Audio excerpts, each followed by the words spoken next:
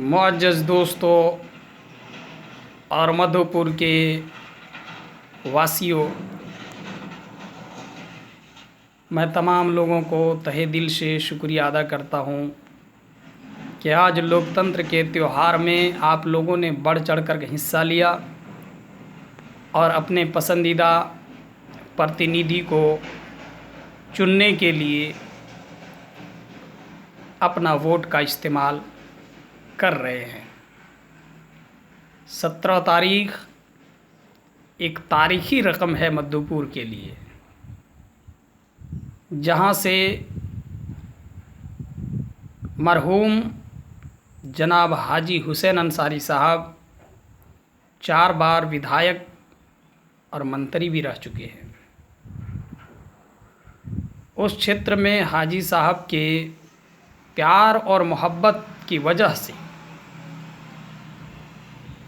हफीजुल हसन साहब को लोग हाजी साहब के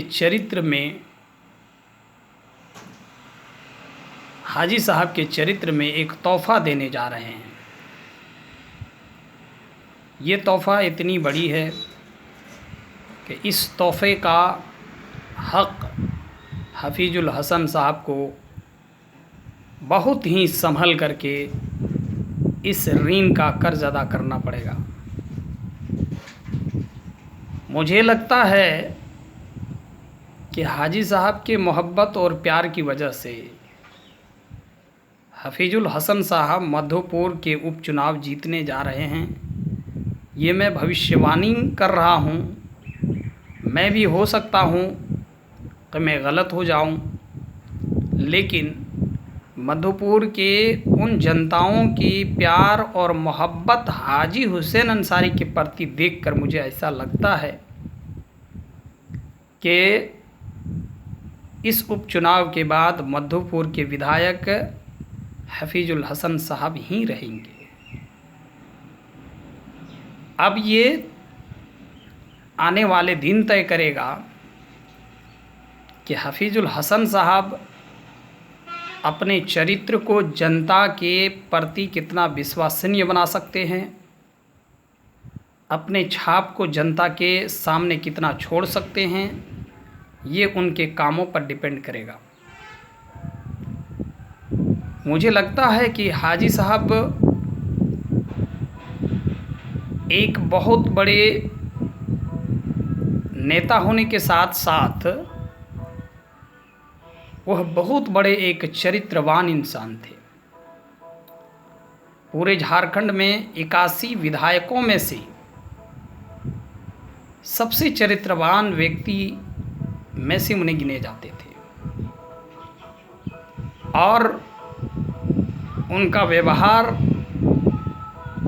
और उनका चरित्र बिल्कुल इतना साफ सुथरा थे कि उनके बारे में मैं ज़्यादा तो बयान नहीं कर सकता हूँ। ये अगर यदि आपको जानना है तो मधुपुर के जनताओं से उनके बारे में आप जान सकते हैं। मुझे लगता है कि हाजी साहब को इस प्यार की वजह से, मोहब्बत की वजह से लोग उनके बेटे में वो चरित्र ढूंढ रहे हैं कि हाजी साहब का चरित्र इनमें भी कहीं न कहीं गुण समाया होगा, और यही सोच करके जनता अपना विश्वास जता करके उन्हें इस बार काफ़ी तादाद में वोट कर रहे हैं। हाजी साहब एक ऐसा नेता, और एक नेता के बारे में तो मैं नहीं बताना चाहता हूं, लेकिन एक ऐसा व्यक्ति थे जो किसी भी गली कूचे में गुजरते थे तो वह हर एक बच्चे से मोहब्बत करता था, बच्चे से मिलते थे, बच्चों से मुसाफा करता था, बच्चों से बात करते थे, बच्चों को पूछा करते थे कि कैसे हो, क्या कर रहे हो। और बड़े लोगों की तो बात छोड़ दीजिए, बच्चों से जब इस तरह की व्यवहार है तो बड़े लोगों के साथ उनका व्यवहार क्या होगा। मैं एक बार लॉकडाउन के दौरान कहीं फंसे हुए थे और हाजी साहब को जब ये बात पता चला कि मधुपुर के मारगो मुंडा प्रखंड क्षेत्र के बड़बात का एक लड़का शमीम जो है वो कहीं फंसे हुए हैं। तो उन्होंने मेरे लिए इतनी जिद्दोजहद किया कि एसपी साहब को उन्होंने फ़ोन करके और मेरा पूरा कॉल डिटेल्स निकलवाया। पटना में भी उन्होंने बहुत सारे लोगों के पास फ़ोन किया और मुझे जो है वहाँ से लाने का प्रयास किया गया, और प्रयास ही नहीं बल्कि सफल भी हुए। मैं ये नहीं कहता हूँ कि उन्होंने मुझ पर एहसान किया है, लेकिन मैं ये ज़रूर कहूँगा कि एक अच्छे व्यक्ति और अच्छे व्यक्तित्व का पहचान होता है।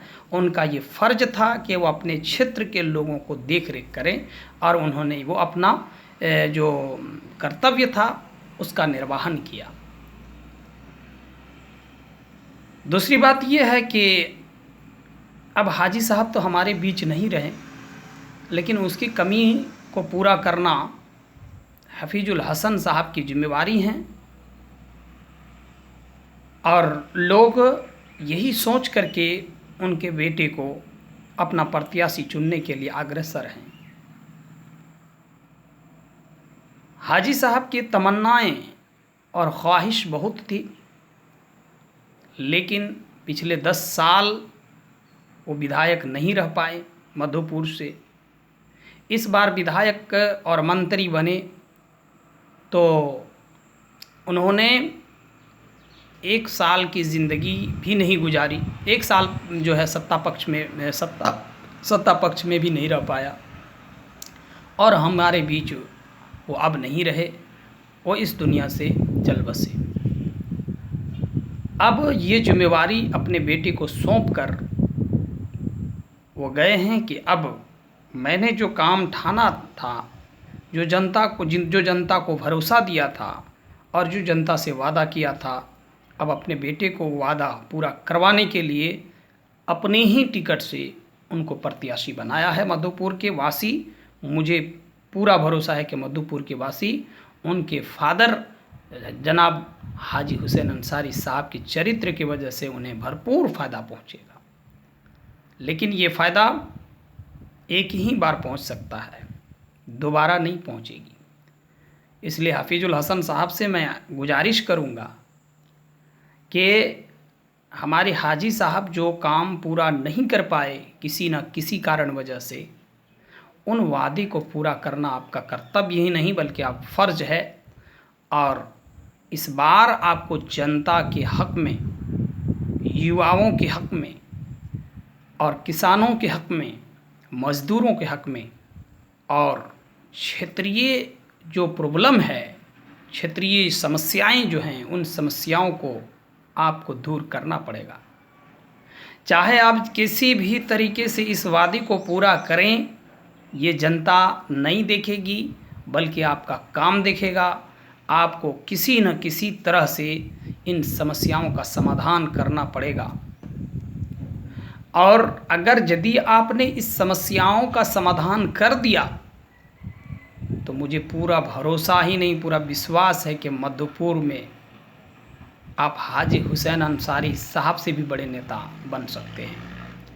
लेकिन किसी कारणवश भी अगर आपने इन वादों पर खड़ा नहीं उतर पाए या खड़ा नहीं उतरा, तो मुझे विश्वास है कि जनता अब हाजी साहब को तो मोहब्बत वो ता क़यामत करते रहेंगे, लेकिन उसके बिना पर आपको दोबारा कहिएगा कि मुझे चांस दीजिए, मुझे नहीं लगता है कि दोबारा वो गलती करेंगे जनता।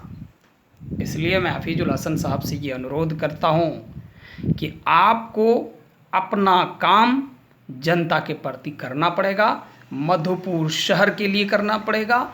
और वहाँ पर मधुपुर में मैं देखता हूँ कि पानी की समस्या, सड़क की समस्या, बिजली की समस्या, रोजगार की समस्या, शिक्षा की समस्या काफ़ी मात्रा में है, और इस समस्याओं का समाधान आपको विधानसभा में जा कर के हेमंत सोरेन को मनवाना पड़ेगा। बहुत सारे चुनावी वादे हुए हैं और ये जनता भूला नहीं है। ये अलग सी बात है कि हाजी हुसैन साहब के प्यार में, मोहब्बत में लोग आपको चाह रहे हैं, तो आपका भी फ़र्ज़ है आपका भी फ़र्ज़ है कि आप जनता के प्रति मोहब्बत और प्यार और रहमदिली दिखाएं और उनके प्रति ज़्यादा से ज़्यादा आप काम करने का प्रयास करें। मुझे उम्मीद है कि आप वहाँ से हमेशा नेता रहो। लेकिन इस पर अगर खड़ा नहीं उतर पाए, जैसे आप के गठबंधन सरकार ने बहुत सारे वादे किए हैं, उस वादे को मैं नोट आउट भी किया हूँ और मुझे पता है कि उन वादों में सबसे महत्वपूर्ण जो वादा है वो बेरोजगारी की समस्या है। युवाओं को, जैसे हम जैसे युवा, अब हम लोग तो मास्टर डिग्री हासिल कर चुके हैं, अब हम लोग करें तो करें क्या? हम लोग का तो बहुत बड़ा समस्या हो गया है।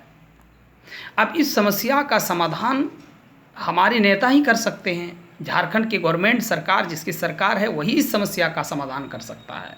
अब हम उनके प्रति अगर यदि अपना विश्वास जताते हैं और वो हमारा विश्वास तोड़ता है तो फिर उसका खामियाजा तो आगे के इलेक्शन में भुगतना पड़ेगा। लेकिन हमारे विश्वास पर अगर यदि सरकार खड़े उतरते हैं और कुछ समस्याओं का समाधान बेचान समय की कमी की वजह से अगर नहीं हो पाती है, तो मैं पूरे विश्वास के साथ कहता हूं कि फिर से हेमंत सरकार आएंगे और वो मंत्री बनेगा। लेकिन सबसे बड़ा जो समस्या है रोजगार का समस्या है, सबसे बड़ी समस्या है।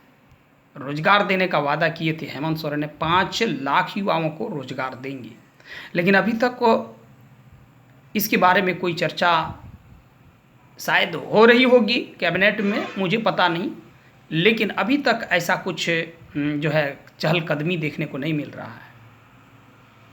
आरक्षण की बात किए थे, स्थानीयता नीति की बात की थी कि झारखंड के स्थानीय लोगों को 75% यहाँ के नौकरियों में आरक्षण दिया जाएगा। इसके बारे में भी जो है चहलकदमी सरकार की ओर से जनता के प्रति दिखाई नहीं दे रहा है।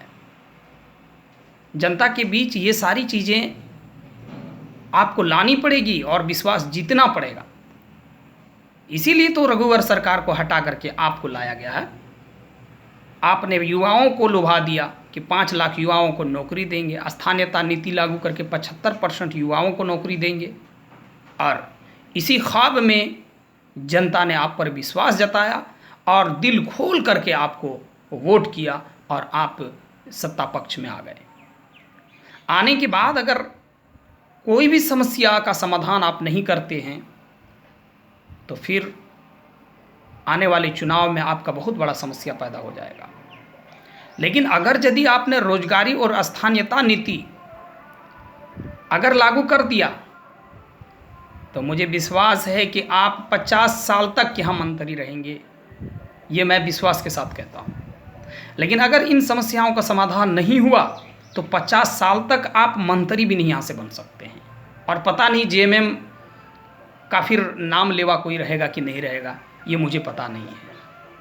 लेकिन मुझे जहाँ तक विश्वास है कि आप जो वादा किए हैं उस वादे को आप मुकम्मल तरीके से पूरा कीजिए,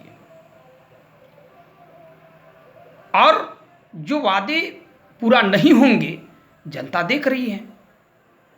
अब बहुत सारे वादे हुए हैं, उन वादों में से कुछ वादे 20% 30% वादा अगर पूरा नहीं हो पाया तो जनता भी तो पागल नहीं है। जनता भी समझते हैं कि काम करते करते इनका जो है शासनकाल ख़त्म हो गया, हो सकता है अगला बार में फिर से करेंगे तो फिर दोबारा आपको चांस मिलेगा।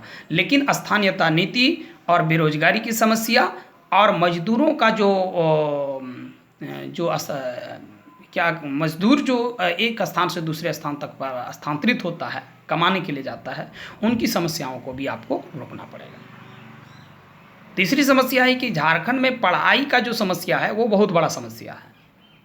पढ़ाई करने के लिए लोग पटना जाते हैं, रांची में ऐसा सुविधा मुझे देखने को नहीं मिला है। पटना जैसा रांची क्यों नहीं बन सकता है? मैं हफीजुल हसन साहब से ये गुजारिश करता हूँ कि आप मधुपुर को पढ़ाई का हब, एजुकेशन का हब बनाएं। आप पटना में रह चुके हैं, आपको पता होगा, और आप युवा पीढ़ी के साथ होंगे, मुझे ये भी विश्वास होगा कि पटना में किस तरह से जो है कोचिंग और संस्थाएं हैं। आप अपने माध्यम से गरीब लोगों के लिए, जो मजदूर तबके के लोग हैं जिनके बेटे पढ़ना चाहते हैं, आप एक टेस्ट लीजिए, एक एंट्रेंस लीजिए, और एक एकेडमी खोलिए और उस एकेडमी में गरीब बच्चों को पढ़ाने के लिए, गरीब बच्चों को शिक्षा देने के लिए जेपीएससी, बीपीएससी, यूपीएससी और जितने भी जो प्रशासनिक नौकरियां जो मिलती है उनकी तैयारी आप अपने एकेडमिक में करवाइए। उसके लिए आप कुछ फी भी ले लिया कीजिए, लेकिन आप ऐसे एकेडमिक का निर्माण करेंगे तो मैं विश्वास के साथ कहता हूं कि ये जो युवा पीढ़ी हैं आपको कभी नहीं भूलेगा, युवा पीढ़ी कभी नहीं भूलेगा। और युवा पीढ़ी के साथ किसान जुड़ा रहता है, किसान के साथ मजदूर भी जुड़े रहते हैं, और ये सब जब आपके साथ रहेंगे तो आपको कोई वहाँ से हरा नहीं सकता है। लेकिन इस पर अगर चहलकदमी नहीं हुई तो मुझे पूरा विश्वास है कि दोबारा आप सत्ता पक्ष में आएंगे या नहीं आएंगे मुझे पता नहीं, लेकिन जनता बहुत विश्वास कर चुके हैं और अब विश्वासघात करेंगे तो वो बख्शने के लायक नहीं है। मैं हेमंत सोरेन से ये भी गुजारिश करता हूँ कि बेरोज़गारी भत्ता की जो बात आपने की थी, उस बेरोज़गारी भत्ता का आपने जो है तोड़ मड़ोड़ करके विधानसभा में कैसे कैसे पास किए हैं मुझे पता नहीं, लेकिन जो आपने नौकरी का वादा किया है, जो रोजगार का वादा किया है, जो स्थानीयता नीति की वादा किया है, जो आरक्षण का वादा किया है, उस आरक्षण को भी आपको पूरा करना पड़ेगा। तीसरी बात यह है कि हमारे झारखंड में जो समस्या है